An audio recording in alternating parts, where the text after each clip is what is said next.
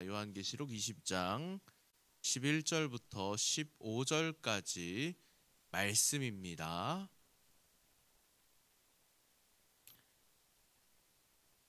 우리 함께 합독하겠습니다. 요한계시록 20장 11절부터 15절까지 말씀 합독합니다.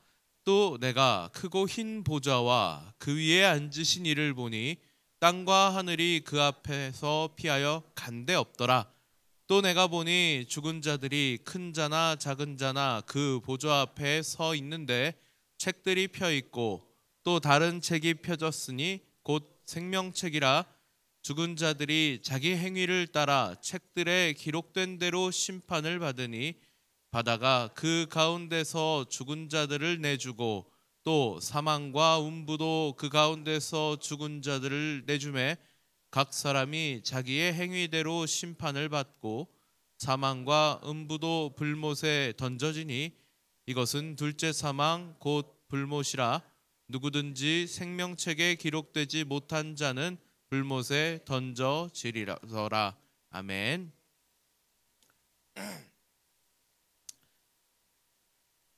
오늘은 자기 행위를 따라 라는 제목으로 우리 본문의 말씀을 함께 나누도록 하겠습니다. 사람은 누구나 다 평가를 받으면서 살게 됩니다. 여기 계신 모든 분들이 다 알게 모르게 평가받으면서 여기까지 오셨을 것입니다. 학생 때는 성적으로 대부분 평가를 받죠. 그 학생들을 평가하는 게 선생님들이 이제 하는 일인데 그 선생님들도 평가를 받습니다. 청년들이 이제 대학교 가면 그 공부해서 한 학기 열심히 했는지 어떻게 그 평가를 받냐면 학점으로 평가를 받습니다. 그런데 학생들도 선생님을 평가하게 되어 있습니다. 그래서 그 교수 평가를 하죠. 여러 가지 아무튼 평가 기준이 있을 텐데 어쨌든 중요한 건 뭐냐면 학생들과 선생님, 교수님이 서로를 평가한다는 것입니다. 학교를 졸업해도 평가받는 건 사실 마찬가지죠. 그래서 직장 생활을 해도 평가를 받게 됩니다. 심지어는 나는 그런 평가받기 싫다. 그러면 이제 자기가 자기 사업을 해야 되는데 사실은 자기 사업을 할 때도 스스로 계속 평가를 해야 됩니다. 그 평가라는 것이 굉장히 우리 평생을 따라다니는 성적표가 되는데요.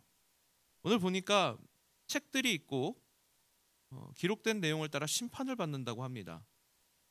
그런데 그 기록된 내용이 뭐냐? 일종의 성적표인 것입니다. 물론 이 책들 가운데 생명책도 있어서 이 생명책에 이름이 기록된 사람은 구원을 받게 됩니다. 다니엘서 12장을 보니까요.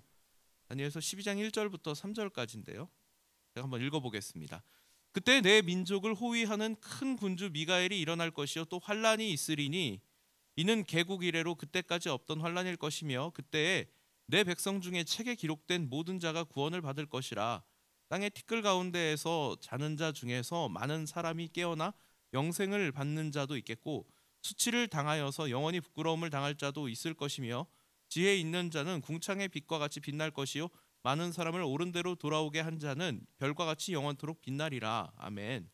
오늘 우리 본문에 읽었던 말씀이랑 굉장히 연관이 있는 말씀입니다. 다니엘서 12장에 나온 이 말씀에서도 책에 기록된 자가 구원을 받을 것이고 영생을 받는 자도 있을 것이고 수치를 당하여서 영원히 부끄러움 가운데 있게 될 자도 있을 것이고 많은 사람을 옳은 대로 돌아오게 하는 자는 별과 같이 영원토록 빛날 것이다. 근데 중요한 건 뭐냐면 이 구원이라고 하는 것은 물론 중요한 부분입니다. 우리의 노력이나 행실에 달려 있지 않습니다. 중요한 거예요.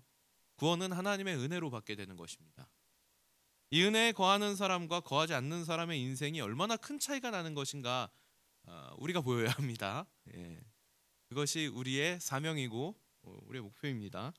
어떤 사람은 영생을 받고 어떤 사람은 영원한 부끄러움 가운데 놓이게 된다. 생명책에 이름이 기록되지 않은 사람은 지상에 사는 동안 어떤 삶을 살게 됩니까? 그러면 자기 좋은 대로 삽니다. 내 인생 내 거 하면서 세상의 것을 추구하면서 살게 되는 것이죠. 우리 요한계시록 13장에 보니까 이런 말씀이 있습니다. 죽임을 당한 어린 양의 생명책에 창세 이후로 이름이 기록되지 못하고 이 땅에 사는 자들은 다 그 짐승에게 경배하리라. 아멘. 그러니까 그 생명책에 이름이 기록되지 않은 사람들은 우상 숭배를 하게 되어 있습니다. 인간은 그런 말이 있습니다. 이 요한 칼빈 선생님이 그런 표현을 사용했어요. 인간은 우상 만드는 기계다. 기계는 버튼을 누르면 작동을 합니다. 그만하라고 할 때까지 계속 돌아갑니다. 공장에서 뭘 만든다고 하면, 예를 들어서 볼펜 만드는 공장이면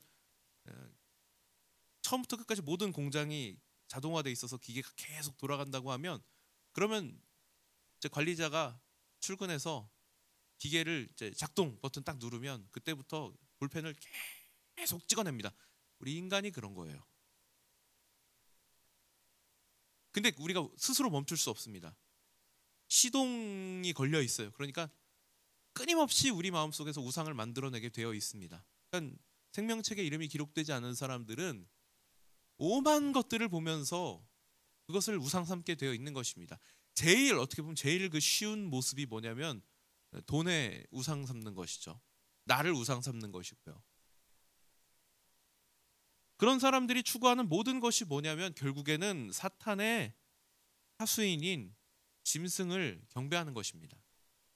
요한계시록에서 우리가 영적인 세계를 우리가 이해할 수 있도록 시각적인 이미지로 표현하는데 그게 바로 이 짐승을 경배하는 것입니다. 그리고 우리가 잘 알고 있는 바대로 당연하게도 그런 사람들이 우리 본문의 기록처럼 심판을 받도록 되어 있는 것인데요. 이 부분에서 우리가 어렵습니다. 어떤 분들은 이런 식으로 생각을 하시기도 해요. 내가 생명책에 이름이 기록되어 있으니까 심판을 당하지 않는구나. 맞는 말입니다. 이건 당연히 맞는 말씀입니다. 그런데 이제 여기서부터가 중요합니다.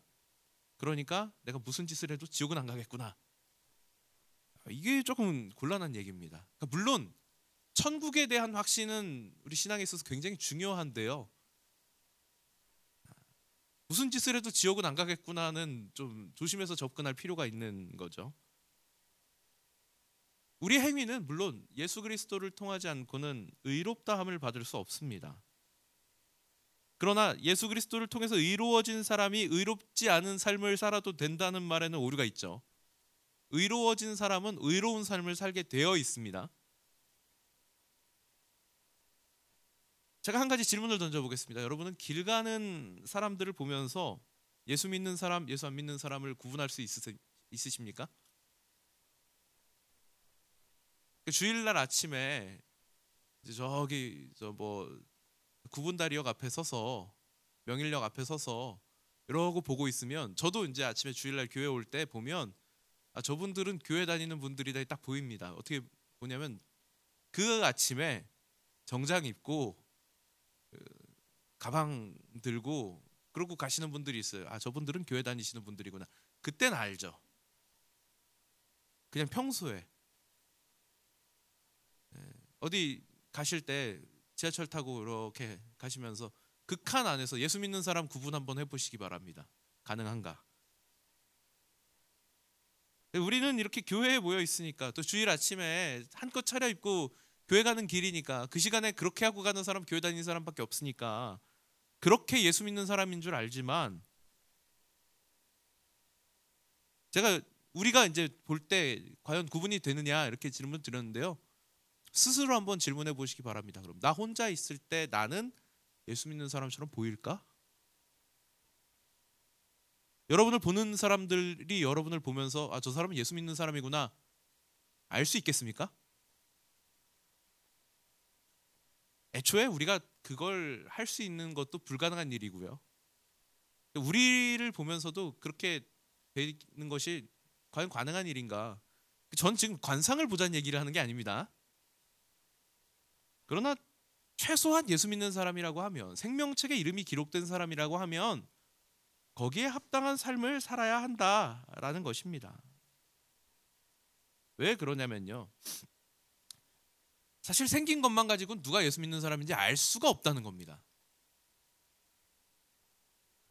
그러면 세상 사람들과 구별되지 않는 우리의 삶이 짐승에게 경배하는 삶과 무슨 차이가 있느냐, 저는 이걸 질문해 보고 싶은 거예요. 결국 이렇게 되면 아무 차이가 없는 겁니다. 그래서 우리는 마땅히 우리의 믿음은 이러하다라는 것을 삶으로 보일 필요가 있는 겁니다. 천국 가려고, 지옥 안 가려고가 아니고 이미 영생을 소유한 사람들이기 때문에, 이미 생명책에 이름이 기록된 사람이기 때문에 마땅히 그럴 필요가 있다는 것이죠. 생명책에 이름이 기록되지 않은 사람들이 행하는 삶은 예수가 없는 삶입니다. 우리의 삶에는 예수님이 있어요. 그분이 우리의 구세주가 되어, 그분이 우리 인생의 구원자가 되어 우리와 함께하고 계십니다. 예수님 필요 없는 삶의 주인공은 결국 내가 됩니다. 예수님 필요 없는 삶의 목표는 결국 나의 성공이 되는 것입니다. 내가 잘 되고 내가 행복하고 나를 위해 사는 삶이 예수가 필요 없는 삶입니다. 예수가 있는 삶의 주인공은 누구입니까? 예수님이십니다. 우리는 그분과 함께 십자가에 못 박혔습니다. 이제 나는 죽었습니다. 내가 사는 삶이 아니라 나를 사랑하사 나를 위하여 죽으신 하나님의 독생자를 믿는 믿음 안에서 사는 삶이 되었다. 아멘. 하는 것이죠. 그래서 우리는 예수를 위해 사는 삶이 된 것입니다. 이걸 다니엘 12장에서는 많은 사람들을 옳은 대로 돌아오게 하는 삶으로 표현하고 있는 것입니다. 이런 사람들이 별과 같이 영원토록 빛날 것이다, 영광스러울 것이다 라고 말씀하는 것이죠. 옳은 대로 돌아오게 한다는 건요, 옳지 못한 데 있는 사람들한테 지금 거기가 잘못됐습니다를 알려주는 거거든요. 그걸 말하는 데서부터 시작되는 것입니다. 잘못된 걸 잘못된다고 말하는 것이 쉽지 않은 세상이죠. 뭐 하나 말하는 것도 참 어렵습니다. 이럴 때 옳은 건 옳다, 잘못된 건 잘못됐다 말하면 당연히 세상으로부터 미움을 받게 됩니다. 그래서 참고 인내하라라는 말씀이 요한계시록 내에 계속 반복되고 있는 것이죠. 우리 인생은 짧고 주님 만날 날도 멀지 않았고, 우리가 주님을 만나러 가던 아니면 주님이 오시던 결국 우리는 심판대 앞에 서게 될 것임을 기억하고 우리 행실을 옳게 지켜야 한다. 이것이 오늘 본문이 말씀하고 있는 메시지인 것입니다. 생명책에 우리의 이름이 기록되어 있으니 우리는 더욱 우리의 행실을 돌아보아야 한다. 이 이름이 지워질까 봐 그런 게 아닙니다. 이 생명책에 기록된 이름은 절대 지워지지 않습니다. 그러나 그 이름에 합당하지 않은 우리의 모습이 부끄러운 줄 알기 때문에 우리는 그렇게 살아야 하는 것입니다. 이게 부끄러운 줄을 알게 되었습니다. 그럴 만한 능력을 이제 우리는 갖추게 되었습니다. 무엇이 옳고 그른지를 판단할 수 있는 능력이 생겼습니다. 무엇이 우리 주인 되시는 대장 예수님 편에 서는 일인지, 무엇이 대적자인 사탄을 따르는 길인지 우리는 알 수 있습니다. 이걸 모르는 사람들이 심판받을 일을 저지르는 것이고요. 그 사람들이 심판받을 일을 저지르는 동안에도 생명책에 이름이 기록된 우리는 우리 행실을 바르게 가꾸고 세상을 향해서 말해야 됩니다. 심판의 날이 멀지 않았다고. 우리 주님 곧 다시 오실 거라고. 각자 자기 행위대로 심판받을 날이 멀지 않았다고. 여러분, 이 말씀은요, 각자 자기 행위대로 행위 구원을 이야기하는 게 아닙니다. 예수님을 구주로 영접한 사람들만이 이 말을 할 수가 있습니다. 속히 돌이켜 허탄한 자리에서 떠나 영생의 자리로 돌아오십시오라고 말하는 것은요, 예수님을 구주로 영접한 사람이 아니면 할 수 없는 말입니다. 행위 구원일 수가 없어요. 우리는 우리의 의로운 삶을 통해서 이걸 말해야 합니다. 그러니까 우리의 말이 능력이 있고 우리의 말이 설득력이 있으려면 우리는 의롭게 살아야 하는 것입니다. 구원받기 위해서가 아닙니다. 구원은 이미 받았습니다. 구원을 받았어도 하나님 앞에 섰을 때 부끄럽고 책망받을 일들이 가득한 사람들도 있는 겁니다. 우린 부끄럽지 않고 책망받지 않기 위해서 우리가 이 땅에서 주님께서 말씀하신 대로 그래 네가 작은 일에 충성했구나, 그래 네가 수고했다, 그 말씀을 듣기 위해서 우리 평생을 하나님 보시기에 합당한 삶을 살기 위해 노력해야 하는 것입니다. 구원받기 위해서가 아닙니다. 구원은 하나님의 몫입니다. 그러나 성도의 의로운 삶은 우리의 책임입니다. 요한계시록에서는 우리의 의로운 삶을 혼인잔치에서 준비할 예복으로 표현합니다.